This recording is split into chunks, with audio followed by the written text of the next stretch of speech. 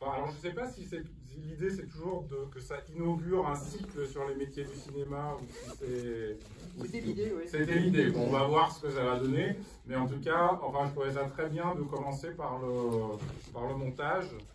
Parce que pour moi, enfin, comment dire, enfin, la spécificité du cinéma, pour moi, c'est vraiment le montage. Enfin, il y a plein d'autres aspects qui peuvent être reliés à d'autres formes artistiques, enfin, visuelles, picturales, narratives, musicales, etc. Mais le montage, enfin, le fait de juxtaposer des plans et de créer du sens en juxtaposant ces plans, c'est quelque chose qui, voilà, qui pour moi n'existe nulle part ailleurs. Enfin, vous n'êtes pas d'accord avec moi, mais c'est voilà, et moi c'est une phase de travail dans la fabrication d'un film que j'apprécie particulièrement et à laquelle je pense aussi en amont.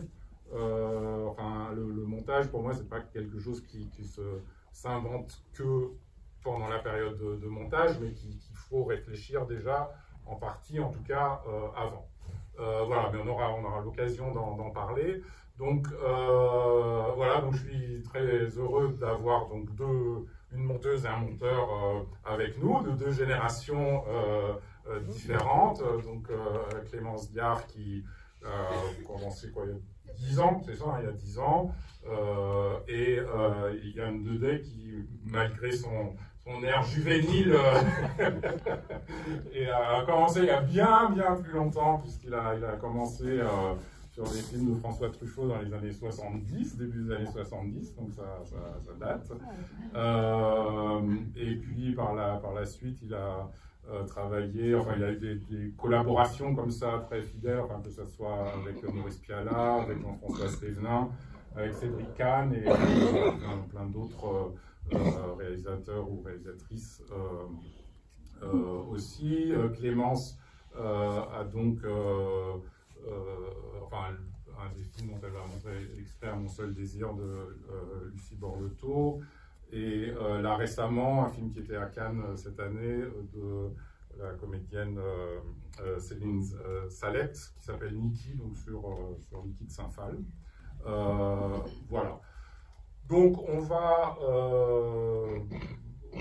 moi je vais faire un peu le maître de cérémonie, essayer de faire circuler la parole, enfin y compris parmi vous s'il y a des questions. On va montrer des extraits donc choisis par Clémence et par Yann, qui vont commenter après, qui permettront d'évoquer certains aspects ou certaines spécificités du montage. Alors juste par curiosité, qui dans la salle est lié professionnellement au montage, juste pour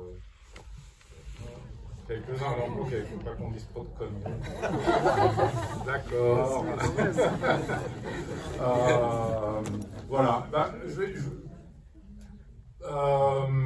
Pour commencer, je vais demander peut-être à chacun d'entre vous, enfin, ce que pour vous, enfin, c'est un peu général, mais ce que pour vous représente le montage, enfin, ce que vous aimez là-dedans. On va commencer par Clémence. Oui. Ah d'accord, alors on va commencer par rien. Clémence, réfléchir.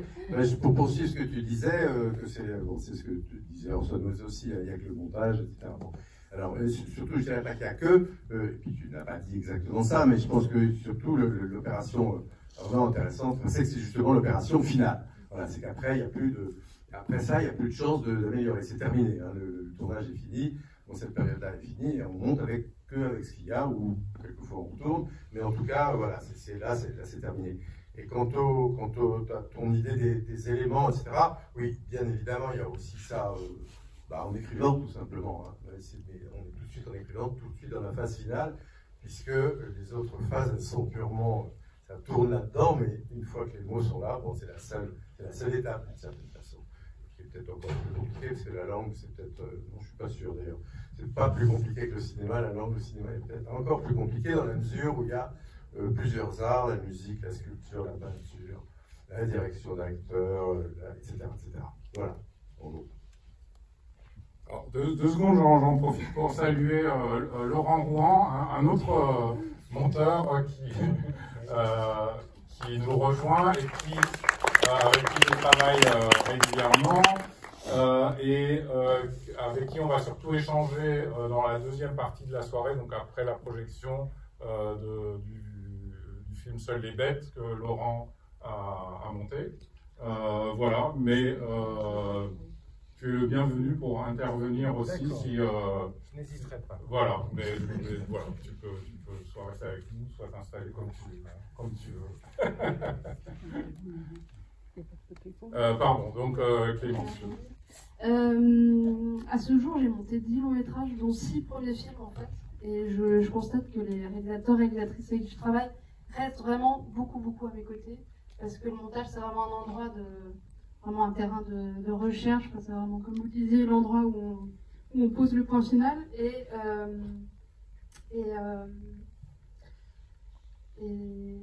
Alors, si je peux juste rebondir sur... Enfin, c'est vrai que pour un réalisateur, le tournage enfin bon, il y a évidemment l'écriture, la préparation, où on s'occupe du casting, du repérage, de constituer l'équipe technique, etc., etc. Bon, où on a encore relativement du temps pour faire des choix, pour faire des choses. Et après le tournage, on n'a plus trop le temps à la réflexion. C'est-à-dire qu'il vaut mieux avoir très bien préparé le tournage parce qu'on est vraiment sous pression de temps parce que le tournage, il y a beaucoup de gens, une grosse équipe, enfin même une petite équipe qui est impliquée, donc ça coûte cher, on n'a pas le droit de perdre du temps, tout est millimétré, et donc c'est une espèce de course en avant. On a l'impression qu'on a vraiment plus le temps à la réflexion, il faut carburer, fournir, tourner, et quand on arrive au montage, du coup, on est à nouveau dans un temps où la réflexion est permise et où l'expérimentation est permise aussi. Oui, j'ai retrouvé ce que je voulais dire. En fait, c'est l'endroit de la recherche, mais c'est aussi l'endroit de la découverte. C'est-à-dire, pour moi, c'est vraiment l'endroit de la rencontre entre le film qu'on a voulu faire et le film que malgré soi, on a fait, en fait. Que les scénaristes ont fait. Sont malgré eux parce que ça n'arrive jamais de tourner un film tel qu'on l'a désiré. Et c'est probablement tant mieux. Et le montage, c'est vraiment l'endroit où le réalisateur, la réalisatrice se confronte à cette réalité-là et où on cherche ce point de rencontre le plus harmonieux possible qui concilie les désirs et ce qui est dans les rushs, en fait, ce qui est présent et ce à quoi il faut se fier, quoi. Ce qui marche pas. Oui, c'est ça, oui. Ce qui est gracieux. Oui, encore que, enfin, quand tu dis que entre ce que le réalisateur a désiré faire et ce qui existe vraiment, en fait, je pense que le réalisateur ne sait pas toujours exactement ce qu'il désire faire, enfin, sauf si c'est Stanley Kubrick peut-être, parce que il y a toujours, enfin, le scénario, il reste quelque chose d'abstrait parce que c'est des lettres, enfin des mots sur une feuille, et puis petit à petit les choses deviennent concrètes parce qu'on va caster tel comédien, on va avoir un visage qui se met sur un personnage, on choisit des décors, alors peut-être qu'en l'écrivant on avait imaginé quelque chose, et puis finalement en faisant les repérages on voit 10 décors différents, et puis on en choisit un qui est très différent de ce qu'on a. Donc de toute manière c'est toujours mouvant, quoi. Enfin la fabrication d'un film, et tant mieux, enfin si tout était figé, ça serait un peu stérile et triste, donc c'est en mouvement, et puis au montage, on va finir par effectivement figer les choses, mais en restant quand même l'esprit ouvert, mais enfin, pour revenir au temps de réflexion, l'avantage du montage, c'est qu'effectivement, on peut essayer des choses, et si ça ne marche pas, on les défait, et puis on essaye autre chose, et c'est ça c'est vraiment cette idée d'expérimentation, de possibilité d'expérimenter sur le tournage, alors sauf si on a vraiment des conditions de travail idéales, quand on a des semaines et des semaines et des semaines et des semaines de tournage, où on peut se permettre d'essayer, non, aujourd'hui, je suis pas inspiré, mais bon, c'est quand même très rare que ça arrive. Voilà. Laurent, tu veux dire quelque chose? Non, non. D'accord. Très bien. Bien. Je propose qu'on aille dans le vif du sujet. Donc, on va commencer par un extrait de Yann va nous en parler. De Adèle H, donc avec, je crois que c'est le premier, je ne sais même plus si Janiel avait déjà fait un autre film. Enfin, en tout cas, elle s'est barrée de la comédie française pour faire ce film-là, pour jouer un rôle qui n'a aucun rapport avec son âge à l'époque, puisque c'est l'histoire d'une femme de 45 ans, elle en a 19 dans le film.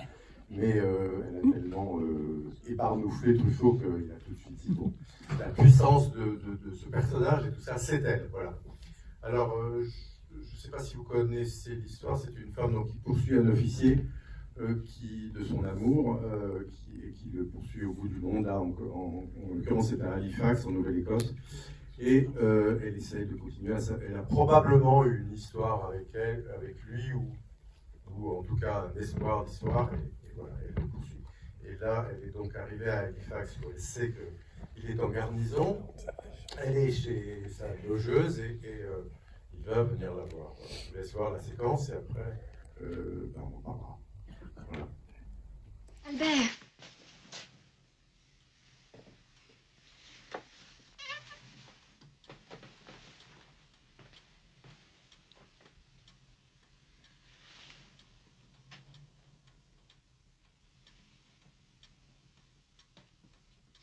Je vous retrouve enfin. Adèle, il ne faut pas rester ici. Vous n'avez rien à faire dans ce pays. J'irai où vous voudrez, mon amour. Je suis prête à vous obéir en tout. Vous savez que je vous appartiens, que vous pouvez faire de moi ce qu'il vous plaira. Oh, je vous aime tant. Adèle, je suis sûr que vous vous êtes sauvée. Vous êtes ici sans l'accord de votre famille, n'est-ce pas? Ce n'est pas vrai. Ils savent que je suis à Halifax. Je l'ai écrit à mon père. Mais qu'est-ce qu'il a dit, le grand homme? Parce que je suis sûr que vous avez caché votre départ. Est-ce que je me trompe? Je lui ai dit que je partais pour Malte, mais je lui ai donné mes nouvelles une fois arrivée à New York. Pour Malte? Adèle, vous avez dit que vous allez m'obéir. Eh bien, je vous demande de retourner à Guernsey. Votre famille, certainement, s'inquiète. Pensez à votre père, à sa réputation. Et puis, il ne faut pas me poursuivre. Albert, il y a un moyen de tout arranger. Songez qu'à mon mariage, j'aurai une fortune de 40 000 francs. Je recevrai 2 000 francs par an. Ma famille n'a pas le droit de me dire comment disposer de cet argent. Et puis surtout, je sais que maintenant mon père et ma mère consentent à notre mariage. Je ne crois pas. Montrez-moi ce consentement. Je vous le montrerai. Vous ne l'avez pas. J'en étais sûr. Votre père m'a toujours méprisé. Vous n'aurez jamais son consentement. Et d'ailleurs, je ne suis pas venu vous demander en mariage. Vous devez quitter Halifax.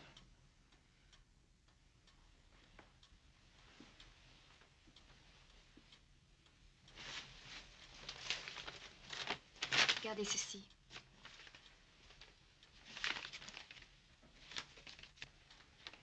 Qu'est-ce que ça veut dire? Je ne comprends pas. Mais c'est une demande en mariage pour moi, de Canidario. Qui est-il? C'est un ami de mon père, un grand poète italien. Alors, il faut l'épouser. Mais ce n'est pas lui que j'aime. Vous ne m'aimez plus. Albert, est-ce que vous m'aimez encore aujourd'hui? Je vous ai aimé, Adèle. Mais dites-moi que je peux espérer. Mais dites-le-moi, est-ce que vous m'aimerez encore?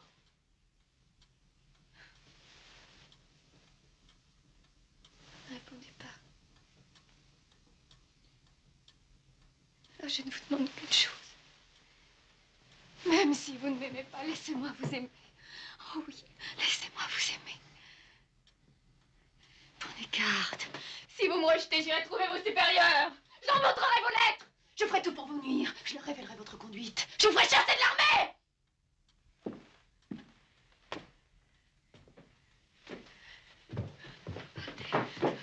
Non, ne partez pas.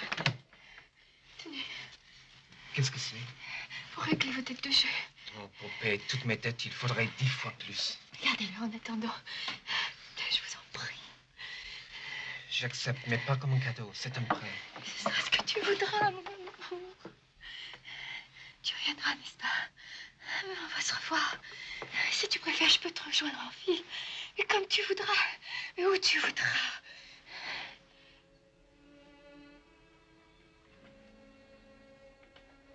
Vous êtes si beau.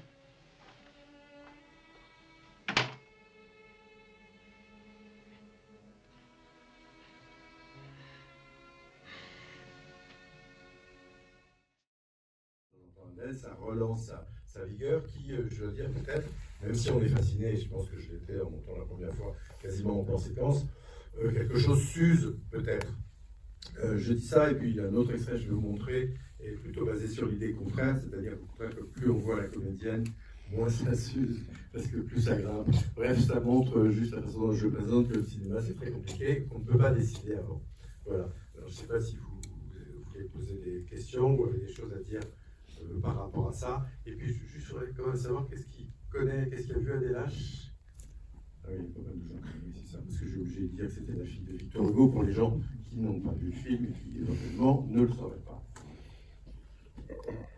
Je pense que ce qui est frappant aussi en voyant cette scène, c'est à quel point c'est quand même peu découpé. Enfin, par rapport, enfin, c'est vrai que parfois de la fenêtre de mon appart, où je vois les gens qui regardent la télé en face et je compte on voit les changements de plan avec les changements de lumière et bon, maintenant, c'est les trucs de télé, mais c'est 4 secondes, 5 secondes et ça coupe tout le temps.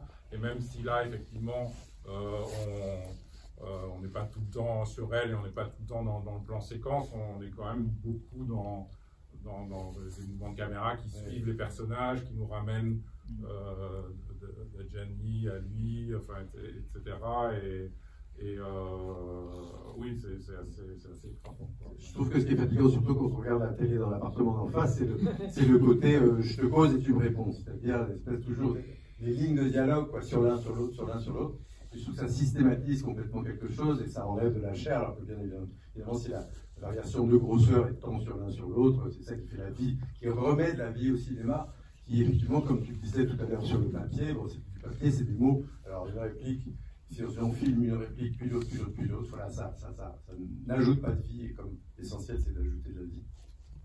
Oui, et puis peut-être ce qu'on peut dire aussi, c'est qu'enfin, disons que dans une conception classique hollywoodienne du montage, enfin, l'idée c'était, voilà, on commence par un plan large où on établit la situation, on voit les personnages dans le décor, et après, plus la scène avance, plus on va rentrer dans un plan moyen ou un plan poitrine, et à un moment donné, quand ça devient plus dramatique ou que tout à coup il y a l'enjeu de la scène qui devient très fort, voilà, on finit en gros plan. Voilà, ça c'était vraiment la façon assez classique hollywoodienne de monter. Là, on sent qu'on est plus sur des... Parce que parfois, on est en plus large, enfin sans qu'il y ait, disons, de justification dramaturgique, mais où on est plus sur des questions de rythme ou de jeu, où on choisit tel moment parce que au niveau du jeu, c'est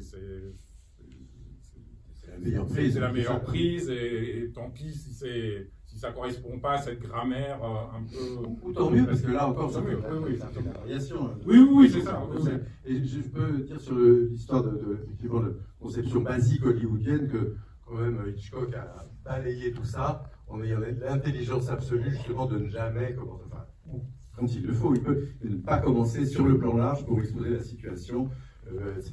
Et que un de ses grands chevaux de bataille, c'était ce qu'il appelait la réserve du plan large, c'est-à-dire effectivement quand, dans une séquence en champ contre champ, ou en plusieurs plans, mais sur cette forme-là, disons en gros des champs contre champ même de diverses grosseurs, quand est-ce que justement c'est intéressant véritablement de voir la situation de très loin. Ça, bon, c'est une leçon hitchcockienne majeure, extrêmement important, et alors que c'est vrai qu'un cinéma plus théâtral, j'ai bien contre le théâtre au cinéma, mais juste, je dis comme définition, comme ça, il commence par un plan large pour bien montrer où est machin et où est truc, c'est quand même quelque chose d'un petit peu gênant, voilà. Moi, je trouve encore une fois, qu'il n'est pas très vivant, pas assez vivant en tout cas. C'est ça. Oui. À quel moment on met le son par rapport au montage? Les musiques notamment?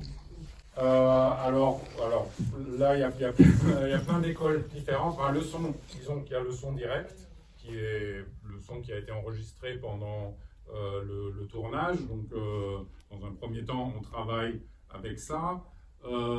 Aujourd'hui, comme avant, comme le film était sur pellicule, la bande son sur une bande magnétique, on était limité par le nombre de pistes son qu'on avait. Donc, on se concentrait sur le montage des directs et le montage son, c'est-à-dire l'addition d'ambiance, voilà, de bruit de vent dans les feuilles, une voiture qui passe, toutes ces choses-là venaient dans un deuxième temps. Aujourd'hui, on peut déjà, pendant le montage image, rajouter enfin, avancer un petit peu sur le montage son. Et la musique, ça dépend. Enfin, ça dépend du travail avec le compositeur. Enfin, moi, par exemple, j'aime beaucoup que le compositeur compose en amont, sans avoir vu le film, et juste sur lecture du scénario, et j'ai l'impression que ça ne bride pas son imagination, enfin, que ça lui laisse plus de liberté de proposer des choses, et que du coup, dès le début du montage, on a des musiques à notre disposition qui ont été faites pour le film. Parce que ce que j'ai fait à une époque, et ce que je trouve vraiment pas agréable pour personne, c'est d'utiliser des musiques provisoires, c'est-à-dire des musiques préexistantes du répertoire ou d'autres films, et qu'on les cale, on travaille avec, et après on s'y habitue tellement, on s'y attache même, puis on monte avec, donc ça crée quelque chose, et après on dit au compositeur, voilà, tu nous fais la même chose mais différent, et donc il va proposer quelque chose, et on va lui dire oui, mais c'est pas ce qu'on avait là, et c'est très compliqué, quoi, de s'en détacher après. Voilà, donc après il y a des compositeurs qui préfèrent aussi composer une fois que le film est monté, parce qu'ils veulent, voilà, mais je trouve que le fait d'avoir des musiques composées pour le film dès le début, après ça ne veut pas dire qu'on met des musiques tout de suite, hein, parce que ça peut aussi créer des facilités, et on se dit, bon, bah là, la scène fonctionne pas super bien, mais si on met la musique, ça marche mieux. Voilà, il faut déjà que la scène fonctionne en elle-même, sans forcément. Mais il y a certaines scènes qui sont, enfin, dès le début, on sait que c'est des scènes musicales et dont on a besoin de la musique. Mais il n'y a pas de règle. Il y a même des réalisateurs qui envoient la musique sur le tournage. Enfin, une musique qui est vraiment été écrite très en amont, cette fois-là, et qui effectivement est censée habiter les acteurs et l'ambiance du tournage. Voilà. C'est ça. Clémence, tu veux dire quelque chose par rapport à la musique, ou t'as... Pas obligé, hein, non, mais sur l'extrait, justement, dans Mon seul désir, vous verrez tout à l'heure, mais il y avait typiquement des musiques, enfin, quasiment toutes les musiques du film avaient été choisies, éclairées, comme on dit, en amont, c'est-à-dire que les droits étaient, on pouvait utiliser ces musiques-là, quoi, dans le film final, et aussi parce que, tout simplement, il y a une comédienne qui chante sur une musique, voilà. Oui. Mais sinon... ça fait partie du travail du personnage. Absolument, absolument. Et sinon, sur les films que j'ai pu monter, il y a un peu tous les cas de figure, oui, en réalité... sur le film de Samuel Benchetrick, dont je vous montrerai un extrait, en fait, on avait accès à un album de Chili Gonzalez au sein duquel on pouvait utiliser tous les morceaux qu'on voulait, donc ça c'était un jeu intéressant. Et sinon, quand on travaillait les compositeurs de musique originale, malheureusement pour les films sur lesquels je travaillais, ils interviennent un peu tard et les temps de montage sont un peu courts et le travail est un peu frustrant dans les échanges. Voilà. Oui, ça c'est dangereux, parce que c'est vrai qu'il faut quand même une certaine adéquation entre le rythme de la musique et le rythme du film. Et si ça arrive comme un élément nouveau, quelquefois on se pose des questions, on ne sait pas encore bien si c'est tout à fait ça qui va, si quelque chose n'irait pas mieux, et souvent, par exemple, ça arrive avec pas mal de metteurs en scène, quand les musiques sont composées pour telle et telle séquence, quelquefois on inverse la place prévue. Et quelquefois c'est révélateur, parce que évidemment les musiques elles sont quand même composées, je dirais, pour l'esprit du film en général. Et quelquefois, quand on les met sur la séquence où c'était prévu, elles sont un peu trop pléonastiques. Du coup, les décaler dans l'histoire sur une autre séquence permet d'avoir la même richesse d'inspiration musicale sur le film sans être pléonastique. C'est bénéfique. C'est dans des salles de montage. Voilà. Et historiquement, il semble que ce soit ça. Voilà. Je crois qu'aujourd'hui, il y a à peu près autour d'un peu de femmes, hein, non? Non, oui. C'est ça l'odeur, encore plus pouvoir. Non, pas le pouvoir, mais c'est vrai que c'est assez égal, hein, non, je crois. Il y a plus d'hommes que de femmes, vous pensez? Ah, ouais. Oui. Je suis complètement novice, mais je voulais savoir sur l'extrait que vous avez montré, j'ai pas bien compris en fait la part qui vous appartenait à vous dans la séquence et la part. Enfin, vous avez proposé en fait, vous proposez quelque chose au réalisateur et ensuite il intervient pour dire on va modifier ça, ceci, cela. Voilà. Oui, c'est ça. Voilà. C'est une collaboration, le montage. Comme tous les métiers dans le cinéma, le réalisateur collabore avec son opérateur, il donne son avis sur le lumière qu'il fait, éventuellement on la fait changer. Le montage, c'est pareil, d'autant plus que moi, je montais pendant qu'il tournait. Donc, dans un premier temps, je faisais les premiers montages des séquences tout seul. Voilà, avec quelquefois des indications de fou, mais quelquefois pas du tout. Et donc, on propose, je veux dire, disons que celui-là, je sais pas si, admettons qu'il y ait 8 plans sur Adjani, et plutôt sur Adjani et 6 sur Pinson. Au début, il y avait, je sais pas quoi, il y avait 11 plans sur Adjani et 1 ou 2 sur Pinson. Voilà, donc, critique de Truffaut, et puis travail ensemble, on décide, on revoit les rushs, on décide quelle partie est absolument impérative de mettre sur l'un, sur l'autre, ou sur un croisement des deux, comme le disait Dominique tout à l'heure. Donc bref, c'est une collaboration, le monteur ou les autres techniciens proposent des choses au réalisateur, qui lui décide et finit le travail avec le technicien en question. Voilà.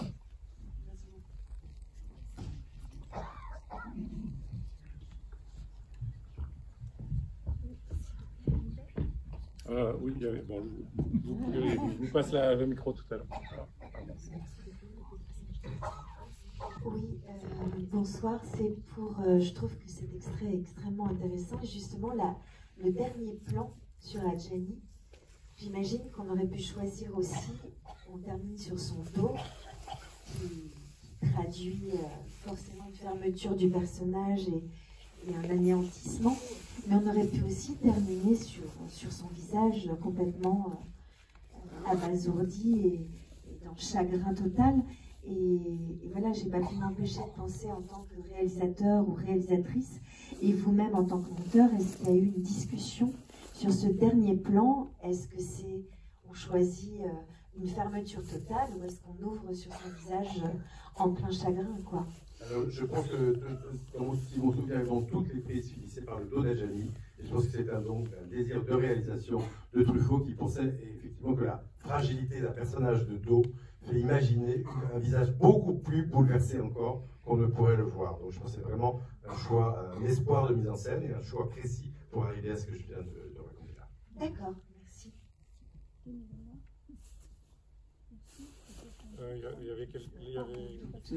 Simple aussi, mais pour pouvoir couper, ça veut dire que vous avez beaucoup de plans. Oui. Voilà. Et concrètement, ça veut dire qu'en fait, cette scène entre les deux personnages a été filmée sous plusieurs plans, en gros, et en continu. C'est ça, exactement. Au même moment. Exactement, voilà. Alors il y a des films qui sont tournés très par bout, je te cause, tu me réponds, comme je disais tout à l'heure. Et là, au contraire, la plupart des réalisateurs, surtout une scène comme ça, une espèce de confrontation, une espèce de ring, bien évidemment, on joue la scène entière. Voilà, il n'y a pas de. Oui, ça se sent d'ailleurs. Oui, d'accord. C'est ça qui permet d'ailleurs de monter, c'est que le souffle n'est pas coupé par les collures d'une certaine façon. Voilà. Merci. Oui, si je veux. Oui, enfin, c'est une bonne question parce que c'est vrai qu'il y a des réalisateurs, des réalisatrices qui, ce qu'on appelle, se couvrent beaucoup, c'est-à-dire aussi par manque parce qu'ils n'arrivent pas à faire des choix. Donc ils se disent, on va tourner la même scène sous 10 angles différents, et avec 3 caméras, et du coup il y a une pléthore de matériel.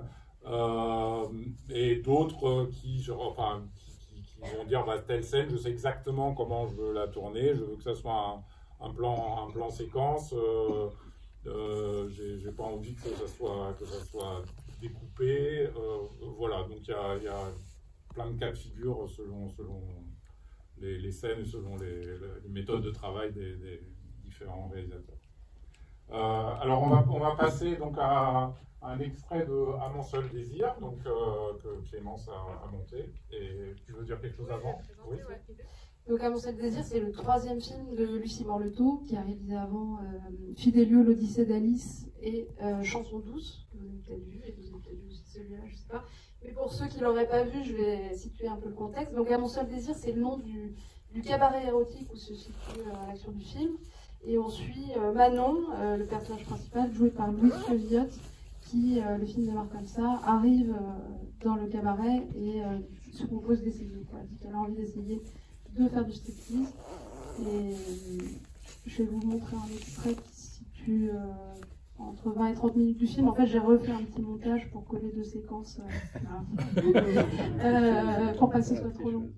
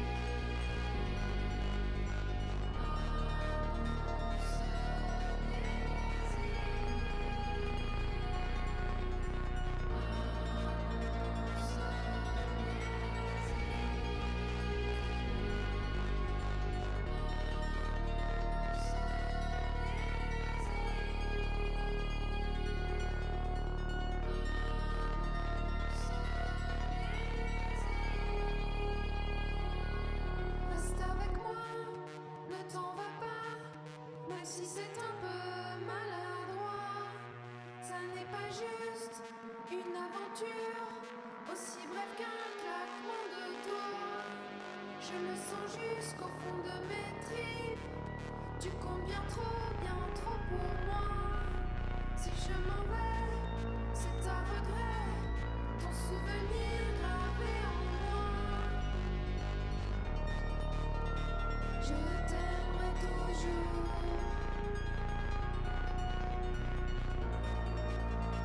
Je t'aimerai toujours.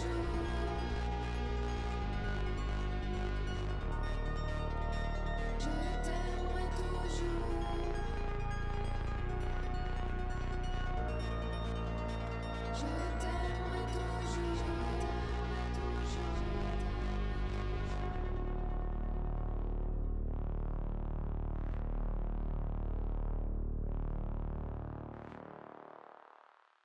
Les personnes de moins de 16 ans dans la salle. J'ai choisi cet extrait en fait composé de plusieurs scènes parce que justement la première scène dans la chambre chez Aurore, en fait, chez Manon Aurore, Aurore c'est son nom de scène, on a mis vachement de temps en fait à comprendre ce que cette scène racontait en définitive. Parce que les dialogues de la scène étaient beaucoup axés autour de ce sac qui contient tout ce matériel d'objets sexuels qui appartient à une fille qui a disparu. Et en fait, c'est une trame du scénario qu'on a un petit peu abandonnée au fil des versions du montage, comme ça. Et donc, il nous a fallu voir dans les rushs qu'est-ce que cette scène racontait au-delà de l'histoire de cette fille, cette Marlène qui a disparu. Et au fond, en fait, ce film, pendant 1 heure, il a quelque chose d'un récit initiatique, mais quelque chose de très chronique aussi, quoi. Il y a beaucoup de scènes comme ça, de groupe, etc. Donc, au fond, ce qu'il nous fallait, c'était raconter l'énergie de cette bande de filles, de mettre en lumière leur humour. On a vachement travaillé en choisissant très précisément, par exemple, les répliques de toutes les filles qu'on entend beaucoup en chant, voilà, qui racontent c'est un god de saison, enfin, voilà, toutes ces petites choses-là. Bon, là, le son était un peu bas, je ne sais pas si vous en avez profité. Et aussi comment dire, toutes ces petites phrases des filles. Il y avait pas mal de choses en improvisation. Mais il y avait aussi quelques répliques qui comptaient beaucoup pour Lucie, comme celle qui était à la fenêtre et qui dit tu sais, ce qu'on fait, c'est pas de l'argent facile, c'est de l'argent rapide. Et en fait, c'est une phrase de dialogue comme ça qui peut, si elle est mal montée, un peu sortir, quoi. Disons, être entendue comme une phrase un peu trop intentionnelle. Donc vraiment, on a monté, remonté cette scène jusqu'à ce que ces choses, ces petites saillies de dialogue comme ça très enlevées et ces éléments de dialogue un peu plus costauds, quoi, dialoguent précisément bien ensemble. Aussi, par exemple, un des tout premiers plans de la séquence, en fait, on voit Zita Enro qui se balade un peu dans la chambre, parce que mine de rien, c'est aussi ça raconte aussi la rencontre de deux jeunes femmes. Et voilà, il fallait aussi raconter qu'elle est chez elle et qu'elle est curieuse d'elle. Voilà, donc on a fini par élaborer tous ces petits éléments du récit qui ne sont pas de premier ordre, en fait, mais qui, de façon inconsciente, nous imprègnent de l'histoire.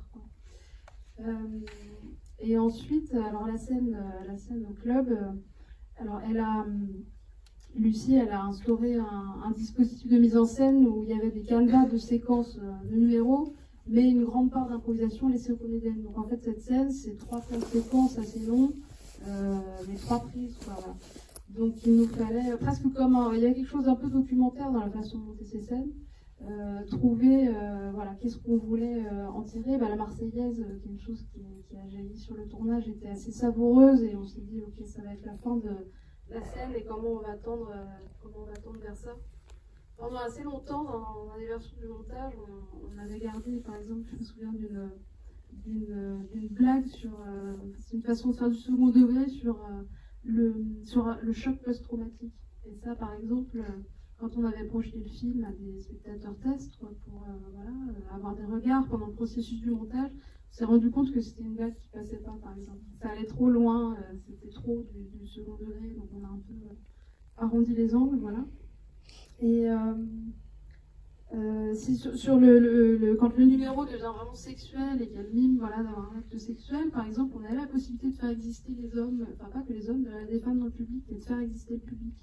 Et ça, c'est aussi une chose, tellement on a décidé de se resserrer autour d'elle et autour de cet acte sexuel. Et ce qui est troublant, c'est que justement, tout à coup, on a l'impression qu'ils disparaissent un peu autour, en même temps, on est là absolument voyeurs de ça.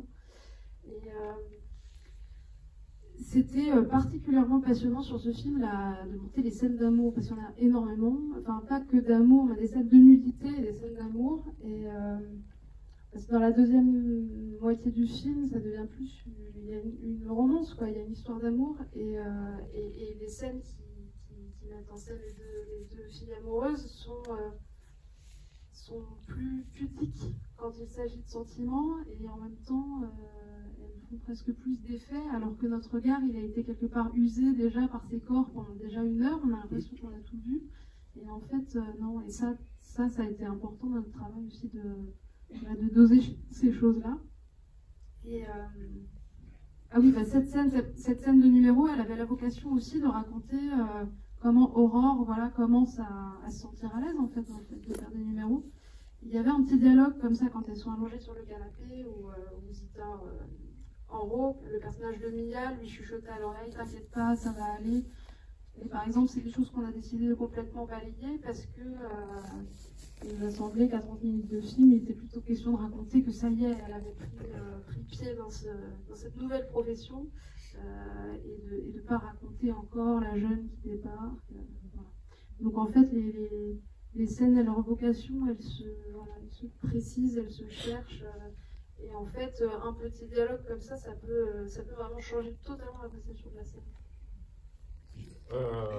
Ouais, moi je veux juste parler d'un petit moment dans la scène du club, enfin, où on voit Louis Chevillotte qui est encore dans le public et qui regarde ce qui se passe sur scène, et où on sent dans son regard, enfin, voilà, sa curiosité ou l'envie aussi qu'elle a de la fascination, en tout cas pour ce qui est en train de se passer. Pour moi, le montage a beaucoup à voir avec le regard, enfin, qui regarde quoi, dans le point de vue de qui est-ce qu'on est, etc. Et enfin, j'en profite juste pour parler de l'effet Kuleshov. Enfin,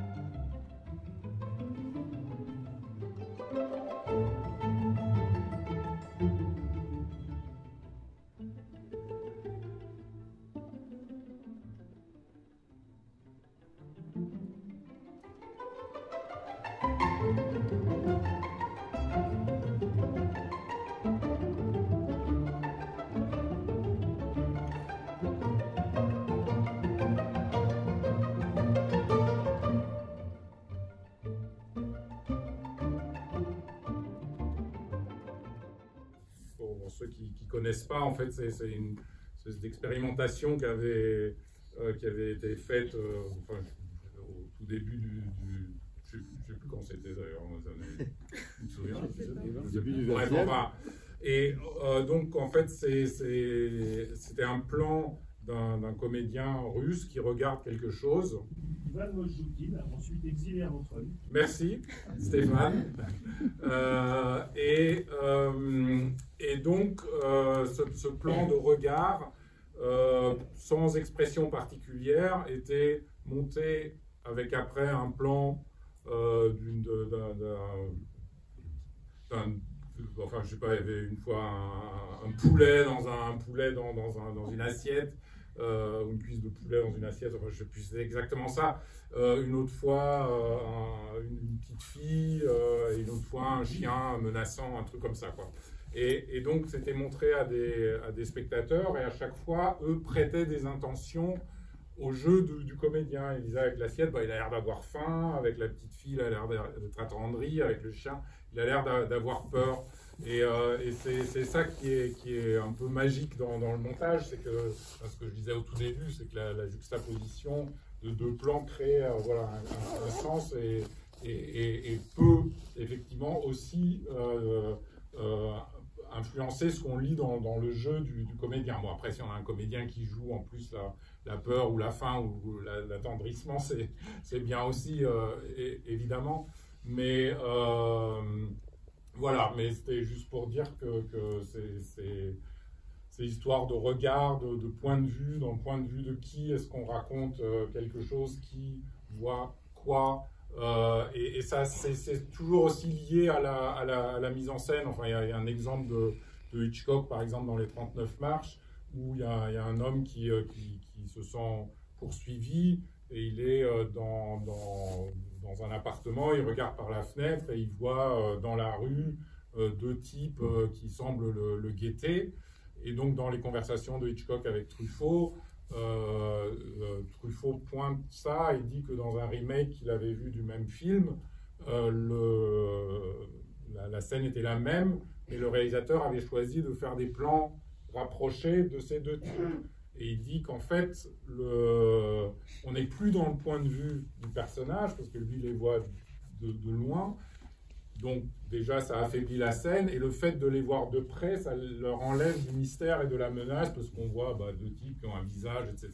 Alors que quand c'est deux silhouettes de loin, c'est beaucoup plus menaçant. Donc là, les questions de choix, de mise en scène, de découpage rejoignent après aussi toujours le montage. Enfin, ça va quand même main dans la main. Oui ? Ça veut dire qu'il faut avoir du bon matériel. Un film ne se rattrape pas au montage si vous n'avez pas du bon matériel à monter. Alors, à mon avis, effectivement, si le matériel de départ n'est pas intéressant, on peut sauver les meubles, mais bon, on ne fera pas de miracle. Enfin, je ne sais pas ce que vous en pensez, mais non, il faut quand même qu'il y ait, vous avez tout à fait raison, il faut que ça soit réfléchi en amont et que le matériel ait un minimum quand même de valeur. Après, on peut changer, on peut décider de changer une narration, de raconter les choses pas en ordre chronologique, mais différemment. Mais quand c'est pas conçu en amont, c'est quand même toujours un peu du rattrapage et du sauvetage. Oui, bonjour. Moi j'ai une question sur justement plutôt la deuxième séquence. J'aimerais savoir en tant que monteuse, comment est-ce qu'on gère les scènes de nu? Comment est-ce qu'on arrive à transmettre les émotions, les intentions du scénario, de la réalisatrice ou du réalisateur, sans tomber et sans avoir cette sensation d'érotisme ou de malaise qu'on peut ressentir parfois quand c'est peut-être trop long ou monté différemment. Après, l'érotisme, là, il est recherché. Parce que c'est un spectacle, en fait. C'est un double numéro, parce que c'est un numéro pour les spectateurs du club, et puis c'est un numéro pour nous dans le film aussi. Donc, pour revenir sur la question du point de vue, Lucie Borletot, dans sa mise en scène, la caméra, elle est beaucoup plus souvent sur scène, en fait, avec les filles qui performent, que dans le public. Donc déjà, il y a quelque chose qui invite presque plus à se poser la question de nous faisant cette expérience de mise à nu, que de les regarder. En fait, je trouve la sensation d'érotisme, elle est intéressante parce qu'elle est flottante, mais elle est déplacée. Après, on se pose des questions, je sais pas comment dire, en tant qu'être humain, c'est-à-dire on regarde les comédiens, on n'a pas envie de les, comment dire, on n'a pas envie qu'ils soient mal à l'aise en se voyant. Après, le film a été tourné comme ça aussi. Lucie, elle cadrait très souvent les premières prises, en fait, pour chercher un peu où elle voulait mettre sa caméra, et aussi pour que Alexis Kavirshin, son chef opérateur, ensuite se sente quelque part autorisé à se mettre ici ou là. Et il régnait un climat très clean sur le tournage.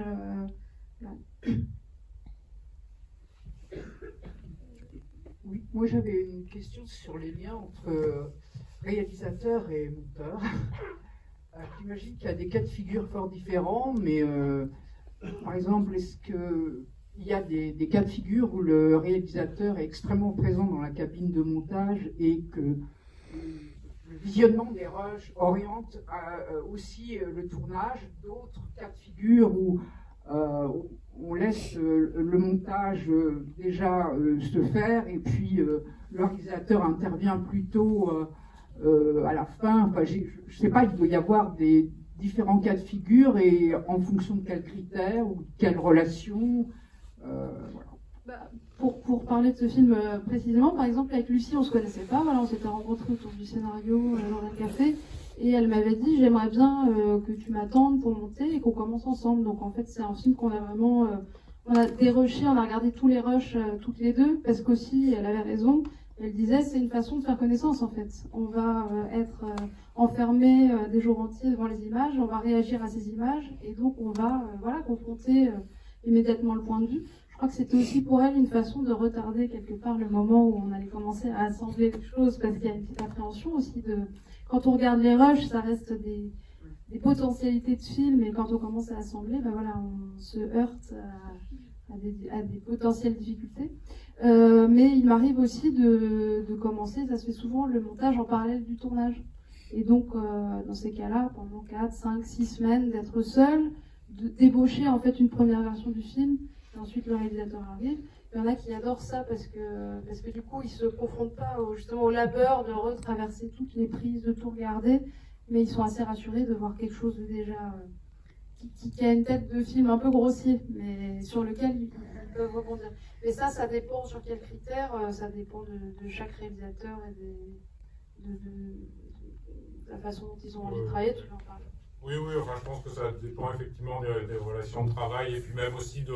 Enfin, je sais que moi, sur mes premiers films, je voulais pas que le monteur il regarde les rushs tout seul, enfin, il fallait que je sois là, qu'on fasse tout ensemble, que je contrôle tout, et c'est voilà, c'est aussi voilà, des trucs un peu où on a du mal à lâcher, et entre-temps...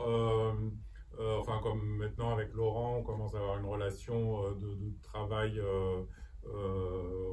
sur plusieurs films, et que du coup, il commence le montage pendant le tournage. Donc, parfois, il peut m'envoyer des scènes montées, ou même dire tiens, regarde, là, est-ce que cette direction de jeu, enfin, de tel personnage, est-ce qu'il ne faut pas faire attention à ce qu'il ne soit pas trop monolithique, etc.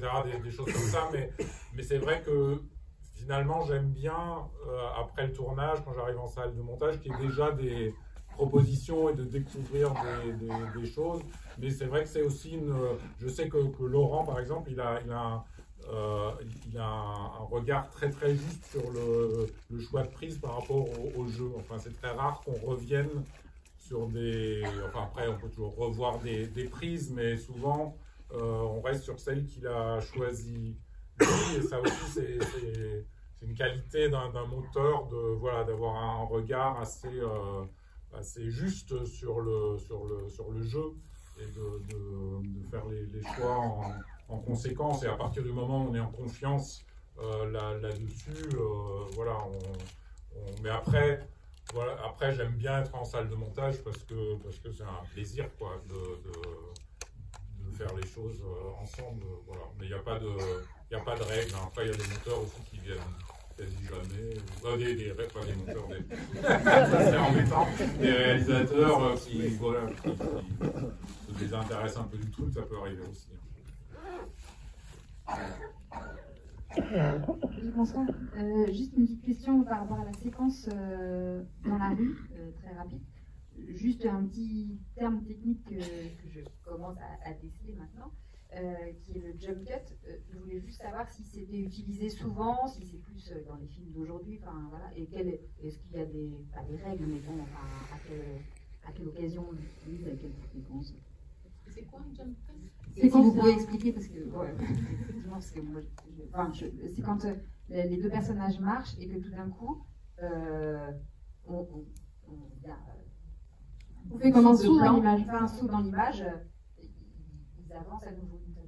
En fait, c'est une coupe à l'intérieur d'un même plan. C'est-à-dire, on ne va pas passer, par exemple, d'un plan large à un plan serré ou d'un champ à un contre-champ, mais c'est le même. Ça fait comme une saute dans le plan, ce qui était absolument interdit jusqu'à, bon, disons, grosso modo, la nouvelle vague où tout à coup, enfin, où Godard, notamment, dans À bout de souffle, a dit, mais toutes ces règles-là, c'est des règles trop rigides et on peut tout à fait couper dans un plan parce que si vaut mieux qu'il y ait une saute dans le plan que le rythme que le plan perde en énergie. Voilà, donc un jump cut, c'est ça, c'est à l'intérieur d'un plan, on coupe et puis même s'il y a une saute peu académique. Bonsoir. Moi j'ai une question sur les critères de sélection, c'est-à-dire vous avez une proposition d'un réalisateur ou d'une réalisatrice. Est-ce que c'est seulement le scénario qui va être important ou vous allez aussi évoquer la part de liberté? Alors, je ne sais pas si j'utilise les bons termes, mais est-ce que vous allez vous poser la question, est-ce que le montage va être très très cadré avec des intentions très particulières ou je vais avoir une part de carte blanche, c'est-à-dire une fonction aussi conseil? Et est-ce que le monteur peut être intégré aussi, peut être sollicité sur la mise en scène, c'est-à-dire vous recevez le scénario et le réalisateur après vous demande voilà l'histoire, est-ce que tu as des conseils sur si je veux obtenir tel montage, comment m'y prendre? Voilà, je pose cette question en étant totalement novice, donc j'espère que c'est assez clair, mais je me demandais si seul le scénario était important, parce que j'imagine qu'il y a une prise de risque quand même entre on aime bien le scénario et après on reçoit les images. Il y a les images et puis il y a aussi effectivement l'aspect relationnel, quoi. Comment ça va se passer de passer 15, 18 semaines dans une salle, est-ce qu'on va arriver à travailler? Je trouve la discussion autour du scénario, elle aide à voir déjà est-ce qu'on lit la même chose, quoi, est-ce qu'on voit la même chose et est-ce qu'on arrive tout simplement à dialoguer, est-ce qu'on se comprend quand on se parle, surtout quand on ne se connaît pas, c'est un bon test. Est-ce qu'on va arriver à parler la même langue, parce que c'est la base. Je sais pas, pour moi, peut-être tous les monteurs ne travaillent pas comme ça, mais pour moi, on a toujours pas de force de proposition. Après, ça se passe dans des cadres différents, enfin, sans tomber dans des psychologies. Il y a des réalisateurs qui aiment bien avoir les idées, donc quelque part, il faut leur faire croire que c'est eux qui ont eu l'idée. Voilà, ça, c'est des dynamiques de travail qui existent. Oui, mais je pense qu'effectivement, enfin, c'est beaucoup une question d'arriver à instaurer un dialogue et de rebondir sur les idées des uns des autres. Enfin, c'est ça qui est important. Mais ce que je trouve intéressant dans votre question, c'est effectivement parce que dans un montage, il y a toujours des scènes qui tombent, enfin qui coupent, qu'on enlève, qu'on voit qu'elles sont inutiles, etc. Donc on pourrait fantasmer l'idée de se dire, si je fais lire le scénario au monteur, je peux lui demander à l'avance quelles scènes il pense sont inutiles, et comme ça je ne perds pas du temps et de l'argent à les tourner, sauf que ça ne fonctionne pas du tout comme ça, parce qu'un monteur, justement, il va réagir au matériel existant, tourné, aux scènes, aux plans, aux images, à l'énergie des scènes, etc. C'est pas du tout la même chose que de faire un montage sur scénario, quoi. Ça, c'est vraiment plus le rôle du scénariste et du réalisateur. Et pour répondre à la question, du coup, de rebond par rapport au scénario qui pourrait orienter la mise en scène, moi, je pense que je ne suis pas du tout l'ami des producteurs, parce que les 2 fois où ça m'est arrivé d'intervenir, c'était plutôt pour demander de rajouter des choses à des articulations de scénario qui me semblaient extrêmement sèches, en fait, et ou des choses de l'ordre de l'émotion n'allaient pas avoir le temps de passer. Bon, ils ont rajouté un petit plan ou une petite scène. Mais... Très bien, bah on va. Ah, il y a encore. Ah, le jump cut. Si, on a. Enfin, Je dis un truc rigolo, c'est que Lars von Trier, il appelle ça les time cuts, lui. Parce que c'est pas tellement coupé dans l'espace qui l'intéresse, qui fait tout le temps, c'est dans son plat, mais c'est surtout l'idée que c'est coupe dans le temps. C'est-à-dire quelque chose s'est passé dans la collure. Il y a non seulement une coupe géographique, hein, puisque ça bouge, mais en même temps, on peut peut-être, dans certains time cuts, donc comme dit Lars von Trier, deviner qu'il s'est passé autre chose. C'est aussi une richesse du montage. Et je voulais dire sur le montage du Borleto, là, ce qui est vraiment beau, c'est en dehors du point de vue dont tu parlais sur le fait que c'est tourné, le fait qu'il y ait le public dans le champ, etc. Je pense aussi qu'il y a pas mal de time cut ou de jump cut, donc ça crée quelque chose qui fait que le film n'est pas du tout indécent, il n'est pas du tout voyeur. Ça, c'est vraiment une bonne leçon de montage, je trouve. Il y avait d'autres questions? J'avais une question rapide concernant la réalisation. Je voulais savoir dans quelle mesure vous aviez déjà en tête le montage dans la façon dont vous aviez de diriger les comédiens et comédiennes avec lesquels vous travaillez. Ça dépend des scènes. Enfin, il y a des scènes dont on sait en amont que c'est des scènes de montage, dans le sens où, enfin, souvent des scènes qui sont justement pas des fils visuels, qui ne sont pas forcément basés sur les dialogues, mais qui sont, j'en sais rien, une scène de filature dans le métro, par exemple, ou quelqu'un qui observe quelqu'un d'autre, où on va effectivement se poser des questions de montage parce que oui, parce que ça va avoir des conséquences sur comment. Enfin, c'est ce qu'on appelle le découpage, en fait. Le découpage, c'est le travail du découpage, c'est le réalisateur qui, avant de tourner, va décider comment il va filmer telle scène. Voilà, ça peut être effectivement plutôt en plan séquence, comme dans, même si après c'est redécoupé, mais un peu comme dans le principe de l'histoire d'Adèle H, ou en se disant, ça va être très découpé parce que je veux avoir beaucoup de matériel, ou de se dire, là, voilà, on va commencer par un travelling où on suit le personnage, après on va avoir un travelling arrière où on le voit de face jusqu'au moment où il s'arrête. Là, il faut un point de vue sur ce qu'il voit. Est-ce que ce qu'il voit est filmé de loin, de près, et voilà. Donc, et le découpage, ça peut prendre dans ses formes extrêmes ou les plus abouties. Mais ce qui peut être piégeant aussi, c'est le storyboard, c'est-à-dire on fait pour chaque plan un petit dessin. Alors ça peut être moi je fais des petits crobards, après il y en a qui font ça de manière avec des storyboarders professionnels qui maîtrisent la perspective, tout, et donc tout. Mais ça peut figer les choses aussi, quoi. Enfin, après pour des scènes par exemple de cascade qui demandent beaucoup de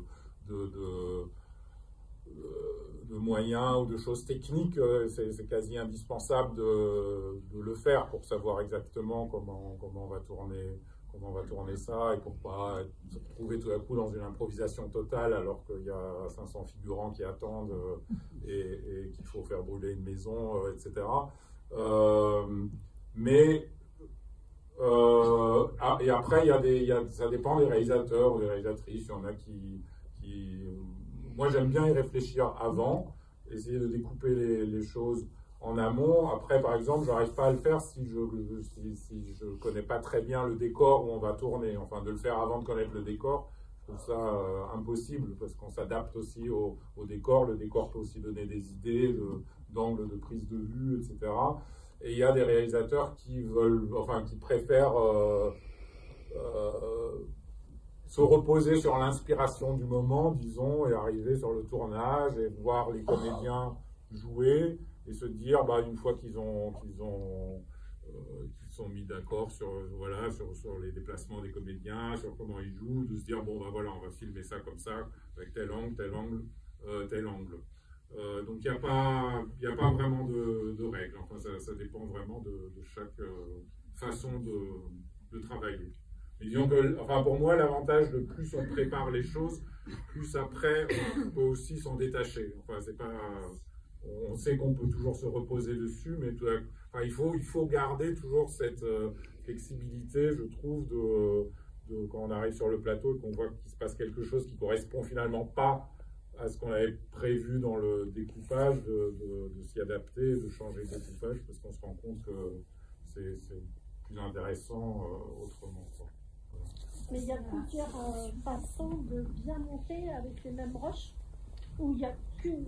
Ah bah, il y a plein, enfin, par exemple, dans les écoles de cinéma, souvent ils donnent comme exercice les rushs d'une scène, d'un film, et puis les étudiants vont les monter comme ils le sentent, et parfois il y a des montages où on se dit, ah tiens, c'est par rapport à, même si c'est une scène, voilà, d'un film classique, etc., on se dit, tiens, c'est intéressant ce qu'il a fait, ça produit autre chose. Donc non, enfin, chaque montage, après il n'y a pas non plus 500 façons de monter, mais... Tu viens de dire le mot, ça produit autre chose. Voilà. C'est exactement ça. C'est pas qu'il y a une bonne façon pour le film. Il n'y a pas dans l'absolu une bonne façon, il y a la façon qui correspond au film. Donc, effectivement, des fois, on fait des tentatives, quand on cherche un petit peu, tu parlais de chercher tout à l'heure. Oui, c'est ça, on cherche, mais quelquefois, on ne trouve pas. Le montage est bien de la séquence, mais ce n'est pas le film. Voilà, c'est vraiment là-dessus qu'il faut se baser, je crois. C'est ça. Oui, on va passer à la séquence suivante. Donc, Yann, je te laisse. D'accord, alors, qui s'y a vu à Nos Amours? Pas mal de gens encore. Je crois que c'est même pas la peine de situer la séquence dans le film parce qu'elle tient dans son entier. Voilà. Donc, on va passer.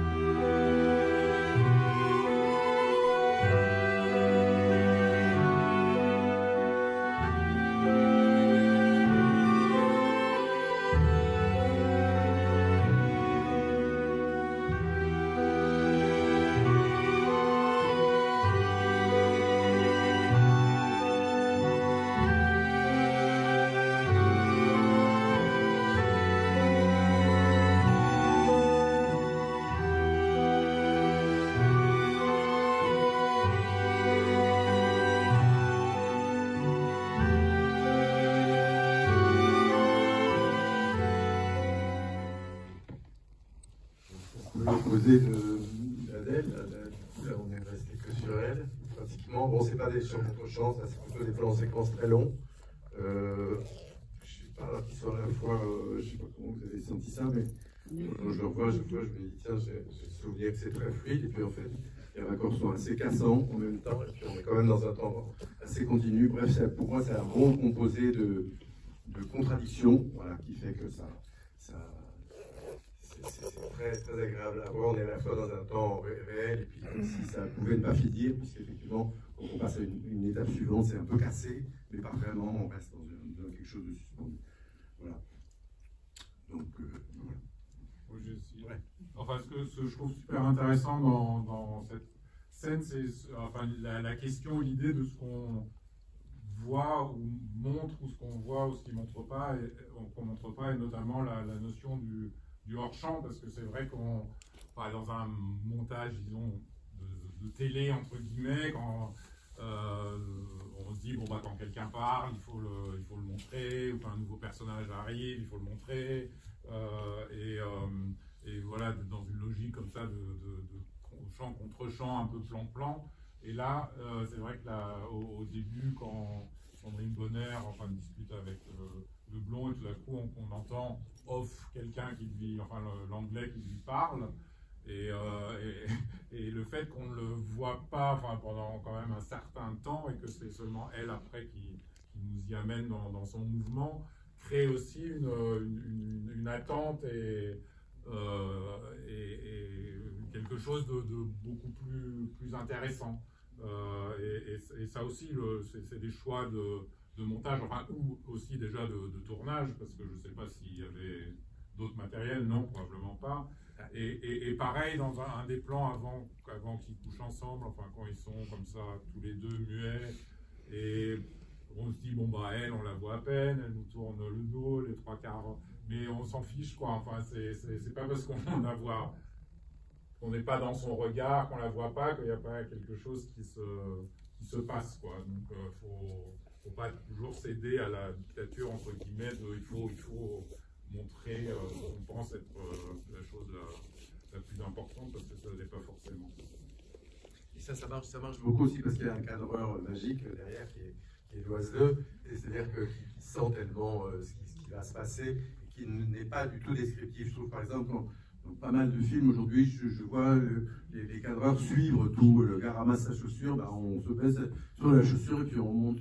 Franchement, je trouve que ce descriptif empêche. C'est descriptif, donc c'est pas écrit d'une certaine façon. Hein, c'est vraiment d'écrire avec un D au lieu de écrire. Et c'est vraiment dommage parce que ça aplatit les choses. Effectivement, là, ce qu'il y a derrière est aussi important que ce qu'on voit. Et voilà, c'est ce que j'apprécie beaucoup là-dedans. Voilà. Il y a un plan que je trouvais très très intéressant, même si tous les plans sont intéressants, mais il y en a un, quand elle est cernée, elle est entourée par les trois militaires, il y a comme une sensation d'oppression et on projette quelque chose de l'ordre d'un danger potentiel ou pas. Mais j'ai trouvé ça fabuleux parce que ça arrive comme une surprise, ce plan-là, et il a du coup beaucoup de ressorts. Oui, c'est ça, on a monté juste après que les filles soient arrivées pour lui dire qu'elles rentraient, etc. Et donc on a pris. En fait, tout ça, ça doit être, je sais pas, dans mon souvenir, ça doit être à peu près 4 plans séquences très très longs, dont il y a d'autres prises, mais toujours un peu tournées sur le même principe, c'est-à-dire qu'on n'est pas forcé de voir ce qu'on entend, ni d'entendre ce qu'on voit, etc. Et donc on a choisi des moments qui nous plaisaient. On a fait entrer les deux marins qui l'entourent, enfin les trois gars qui l'entourent, au lieu d'un qui était le seul, qui était d'abord l'américain, là, et donc c'est créé par le montage. C'est vraiment un effet, effectivement, tout d'un coup, elle est cernée. Hein, c'est vraiment ça. Alors c'est marrant que vous disiez danger, parce qu'à la fois elle est tellement, Sandrine est tellement, et les personnages sont tellement calmes et sûrs d'elle qu'on n'a pas vraiment l'impression qu'elle est en danger. Mais je suis content que vous disiez ça quand même, parce que ça veut dire d'abord que les lectures des films sont multiples, ce qui est drôlement intéressant, et que justement des montages assez libres, comme c'est un tournage assez libre, assez en longueur, et des montages qui respectent cette liberté en rajoutant peut-être même des espèces de petits chocs, ou au contraire en gardant la fluidité, ça permet de plusieurs lectures et plusieurs sentiments surtout, ce qui est très agréable à entendre. Voilà. Oui, pour aller dans le droit fil de ce que vous dites, ce qui est, je trouve, remarquable dans cet extrait, c'est que le montage conserve cette sensation de flottement, de blanc énormément, et on pourrait dire d'improvisation. Et je crois que Piala laissait énormément aussi à ses comédiens d'improvisation, et le montage justement restitue cette sensation très particulière. On a vraiment l'impression que c'est improvisé et c'est remarquable. Alors c'est effectivement, une séquence comme ça, elle est très improvisée, hein, elle est très libre, etc. Et Piala fait une confiance totale dans les comédiens qui sont d'ailleurs pour la plupart pas des comédiens. Sandrine, c'est la première fois qu'elle joue, mais elle est vraiment, voilà. Et ça me fait penser ce que vous dites à ce que disait Garel là-dessus. Il disait quelquefois j'ai compté le film de Garel, quelquefois il était très directif, il disait tu pas tac tac tac, tu fais ci ça, mais je suis en projection de rush, toujours en projection, hein, chose qu'on ne fait plus parce qu'avec Garel on continue à avoir des projections de rush avec l'équipe, ce qui est vraiment totalement magique. Et donc pendant les projections, quelquefois il dit tu prendras ça dans les prises différentes. Et puis, quelquefois, quand il ne sait pas, il dit alors là, ça va de toute façon, la séquence est bien, fais attention à ne pas abîmer les rushs. Alors là, ça, je trouve, ce que vous me dites me fait penser à ça. Effectivement, la difficulté dans quelque chose comme ça, qui est assez magique, assez sous comme ça, ça se passe un peu sous la surface, disons. C'est très difficile, effectivement, il faut faire très gaffe à ne pas abîmer ça en voulant dire quelque chose. Voilà, il faut laisser flotter. Bonsoir. Je voulais savoir, vous disiez que souvent les plans séquences étaient à l'intention du réalisateur et parfois décidés du coup en amont au moment du tournage. Je voulais savoir, puisqu'il y a maintenant beaucoup de caméras au moment du tournage, à quelle fréquence, et est-ce que ça se fait pas mal, que le monteur puisse au moment du montage prendre la liberté, proposer au réalisateur de pourquoi pas changer d'avis et faire de cette scène un plan séquence. je n'ai pas tout à fait compris, mais comme je le disais tout à l'heure, il y a donc, de toute façon, on propose un montage qu'on souhaite, hein, sauf si on monte le réalisateur, on monte que quand il est là. Hein. Bon, mais quand on monte pendant le tournage, par exemple, on monte avant, on propose quelque chose. Et je n'ai pas très bien compris votre histoire de changer d'avis. Qu'est-ce que vous voulez dire changer d'avis? Parce qu'il y a beaucoup, vous imaginez qu'il y a plusieurs caméras qui filment quelque chose, c'est ça? Oui, peut-être pas pour ce film, mais dans les films aujourd'hui, si le réalisateur a vraiment une vision donnée sur, voilà, là il y aura un enchaînement de plans, un montage assez dynamique, est-ce que ça peut arriver que voilà, il y ait ce changement complètement et qu'au montage on se rende compte qu'un plan séquence marquerait différemment cette scène? Oui, tout arrive au montage. Hein. On a parlé, je crois, tous les trois un petit peu de la même façon. C'est vraiment assez net. C'est quand même quelque chose d'assez aventureux, hein, heureusement. Heureusement, parce que c'est vrai que tout a été très prévu avant. Le scénario est très écrit, enfin, en principe. Le scénario, comme ça coûte cher, comme a dit Dominique, le tournage, il faut quand même que ça soit assez précis, parce que sinon, si on va à l'aveuglette, ben, ça coûte 18 fois plus, etc. Et donc, c'est au montage qu'on retrouve cette liberté, justement, et changer d'avis pendant le montage nous arrive très très souvent. Oui, enfin, on pourrait par exemple imaginer qu'une scène a été tournée en chant contre chant, c'est-à-dire une scène de dialogue, et qu'au montage, et donc comme c'est tourné comme ça, on se dit, bon, bah, c'est prévu pour être monté en chant contre chant, et que finalement on se rend compte qu'en restant que sur un personnage et que l'autre soit complètement off pendant toute la scène, ça crée quelque chose de plus intéressant, de plus singulier, de plus... Enfin bon, après, ça dépend du film, etc. Mais oui, ça peut tout à fait arriver, quoi, si ça rentre dans la grammaire de ce film. Ok, bah on passe à la suite. Donc, c'est... De toute façon, je serais pas beaucoup moins loquace sur cet extrait-là, mais c'était pour voilà, montrer une autre séquence d'un autre film que j'ai écouté pour contracter un petit peu. Donc c'est une séquence de cette musique ne joue pour personne, réalisée par Samuel Benchetrit, qui est sorti il y a quelques années. Et c'est un film choral qui se passe à Dunkerque. Des formes et des couleurs naissent dans les ténèbres. Des formes et des couleurs naissent dans les ténèbres, chef. Un mot, un parfum, un alexandrin. Un quoi? Un alexandrin, c'est 12 pieds, 12 syllabes. La mer est ton miroir, tu contemples ton âme dans le déroulement infini de sa lame.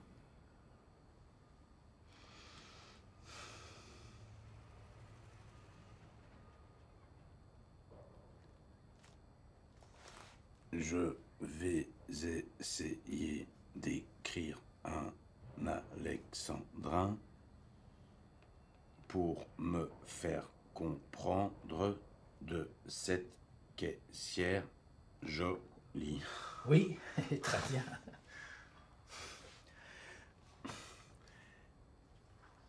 Et si ça ne marche pas cette fois encore, je tuerai mon professeur de poésie.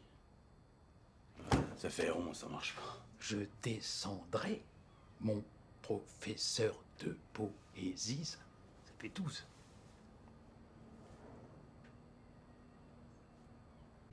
Moi, je suis contente que ça vous ait fait rire. Enfin, voilà, c'était pour parler aussi de l'importance du montage, notamment dans les scènes ou les films à caractère comique, voilà, qui cherchent à faire sourire. Là, on a un apprenti poète avec son prof, et en même temps la situation est double parce que l'apprenti poète est un espèce de parrain du port de Dunkerque et impressionne complètement son prof. Donc voilà, l'enjeu du montage de la scène, c'était de faire passer tout ça tout en profitant de tout ce qu'il y avait d'absolument savoureux dans leur jeu. Je vais pas trop m'étendre parce qu'on m'a soufflé à l'oreille. Je finis assez vite avec ce film. Non, j'ai laissé ça. Bon, mais non, c'est pas lui. C'est pas lui, c'est un autre. Dommage. Mais évidemment, on a mis cette scène-là pour ça. On file sur le dernier, oui. Allez. Ça va Oui, bah non, sinon on va pas. Par les temps, il faut passer les deux à la suite parce que là c'est la séquence montée par. C'est un film de Jean-François Stétin, son second film, Double Messieurs, que j'ai monté, enfin qui a monté parce que c'est un metteur en scène qui monte, voilà, tout simplement, qui monte un film, qui invente, vous allez voir. Et donc on va voir la séquence et on va voir. J'ai essayé de reconstituer un peu le plan initial, mais forcément il y a des bouts de noir partout parce que les négatifs ont été jetés, mais j'ai remis le plan dans son ordre initial de jeu pour qu'on compare la séquence montée et ce qu'avait joué Afonso dans la prise initiale. Voilà. La première c'est la séquence montée, la seconde c'est une espèce de rush reconstitué. Pourquoi tu te caches?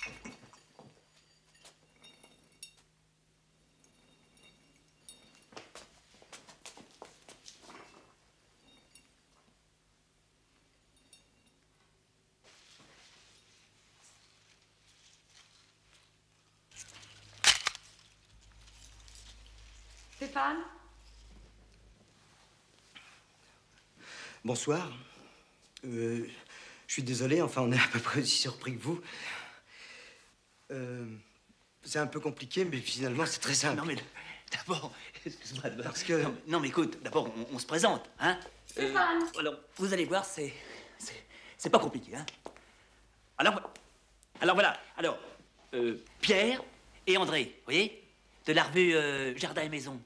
Vous connaissez cette revue? Alors, justement, votre maison a un petit peu le profil, vous voyez, de ce qui nous intéresse pour faire un petit reportage, vous voyez, sur les jardins les mieux plantés, puis les maisons les mieux... Avec votre permission, bien sûr. Vous savez, la vie a des...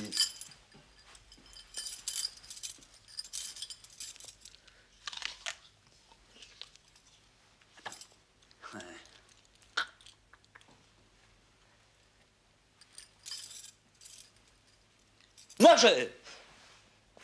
la petite maison que j'en fais, moi, là, j'en fais un... Faut pas me prendre pour un con, faut surtout pas me prendre pour un con.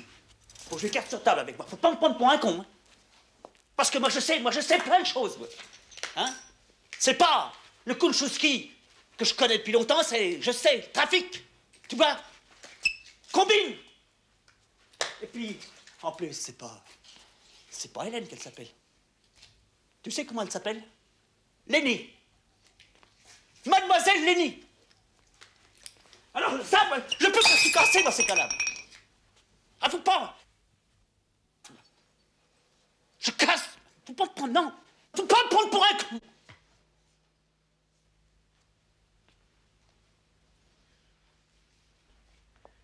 Stéphane, d'où sortez-vous? Désolé, madame, pour tout ce désordre. Je m'en occupe.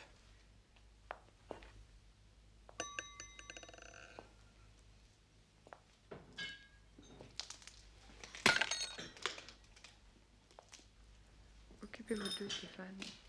Je reviens tout de suite.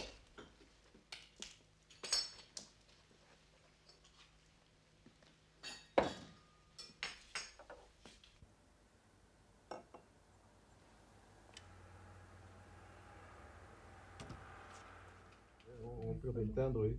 On va voir la suite, je pense, c'est mieux.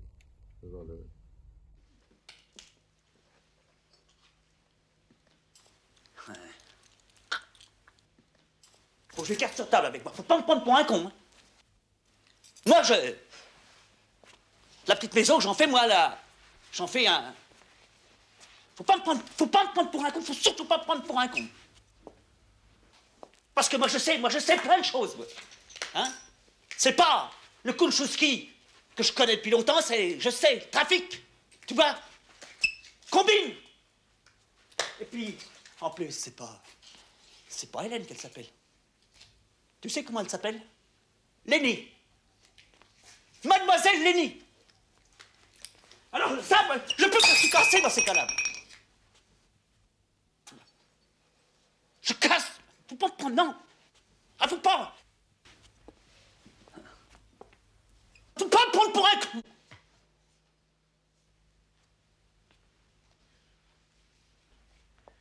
Stéphane, d'où sortez-vous? Désolé, madame, pour tout ce désordre. Je m'en occupe.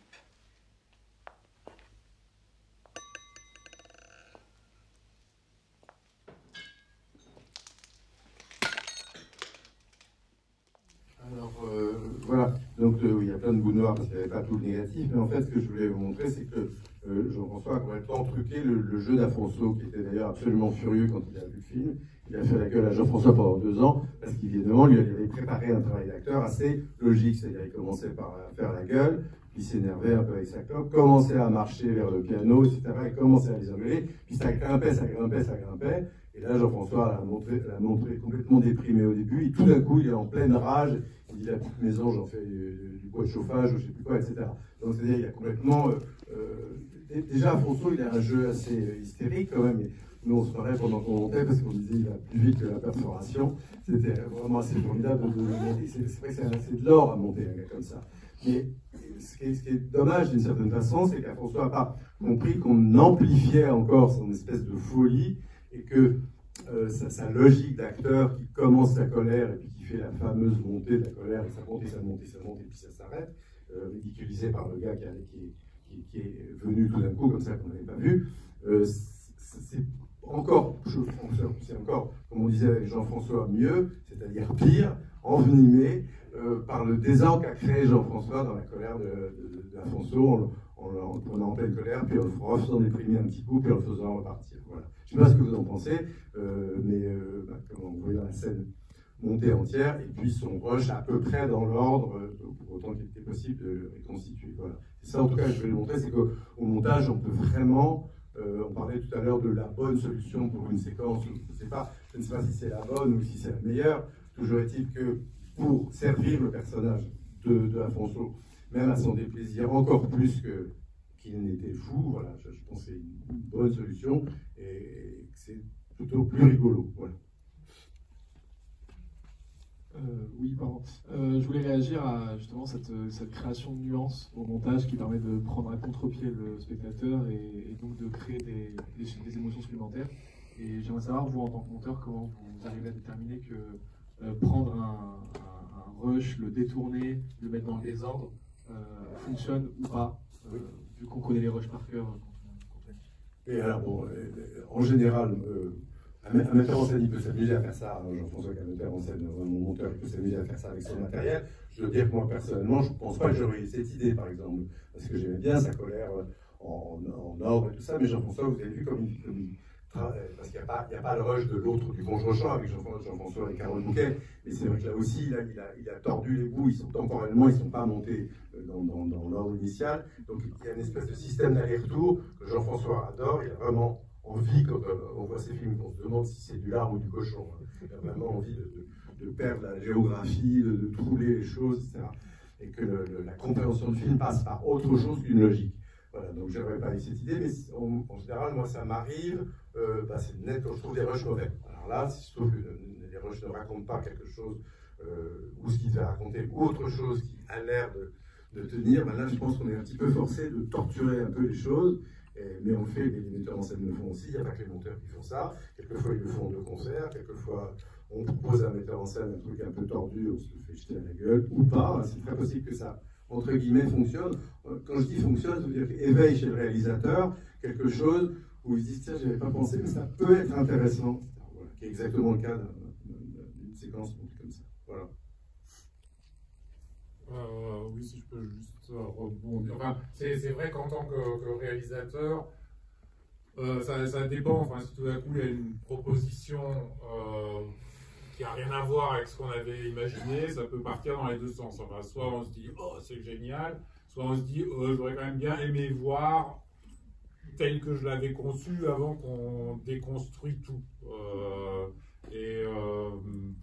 Voilà, parce qu'après il est toujours dansé. Enfin, c'est vrai qu'il m'est déjà arrivé de travailler avec un monteur qui lui avait besoin de s'approprier les choses, enfin, ou de montrer qu'il était maître à bord ou je ne sais pas quoi, et du coup de tout de suite foutre un peu le bazar dans les choses. Et puis moi, ça me décontenançait parce que même si à l'arrivée, sur certaines choses, il pouvait avoir raison, mais j'avais besoin aussi de passer par la phase où je dis ok, j'ai conçu ça comme ça, ça marche pas très très bien, ou c'est un peu décevant, ou essayons autre chose, quoi. Mais il faut, parfois, on a besoin de passer par le fait de voir soi-même que ça fonctionne pas aussi. Enfin, voilà.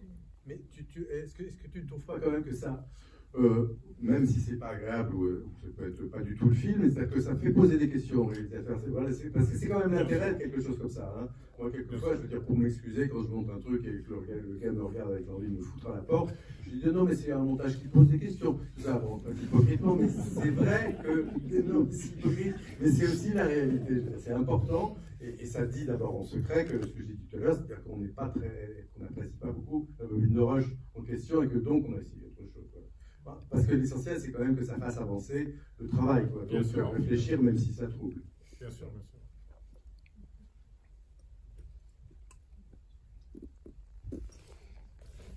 Bon, plus d'autres questions? Eh bien, bon, bah, très bien, c'est parfait. On va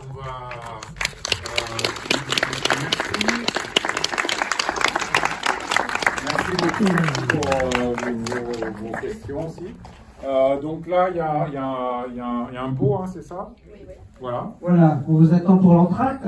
Et puis on reprend c'est à quelle heure D'ici une bonne demi-heure, le temps que vous puissiez vous désaltérer, poser des questions à nos invités. Et puis on se retrouve après pour la projection du film de Dominique Paul, Seul des Bêtes, en présence de Laurent Rouen, où on pourra là également échanger. Merci, à tout à l'heure.